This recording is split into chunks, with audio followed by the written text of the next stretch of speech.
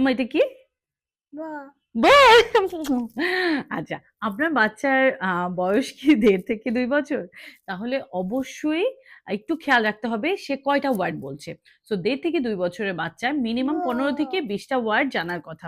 যদি দেখেন সে বাবা, মা, দাদা, দাদি এগুলাই শুধু বলছে, তাহলে কিন্তু প্রবলেম।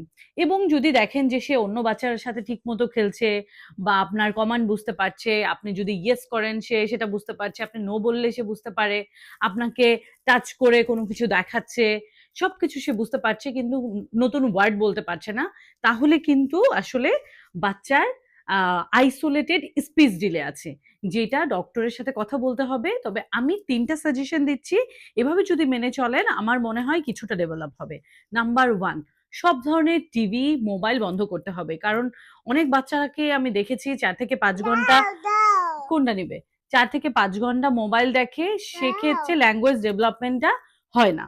সো মোবাইল এবং টিভি ইমিডিয়েটলি বন্ধ করতে হবে। নাম্বার 2, ভেরি ইম্পোর্টেন্ট, আপনার কোনো ডে কেয়ারে দিতে পারেন, কোনো প্লেফুল স্কুলে দিতে পারেন। সেক্ষেত্রে বাচ্চার ল্যাঙ্গুয়েজ ডেভেলপমেন্ট খুব তাড়াতাড়ি হবে।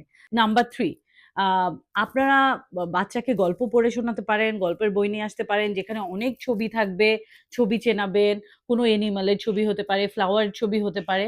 এরকমভাবে আপনারা টানা ২ মাস ট্রাই করবেন। যদি দেখেন তার ল্যাঙ্গুয়েজ ডেভেলপমেন্ট হচ্ছে না, সেক্ষেত্রে ডক্টরের সাথে পরামর্শ নিতে হবে। Thank you. ভালো থাকবেন। বাই, বাই দিয়ে দাও সবাইকে।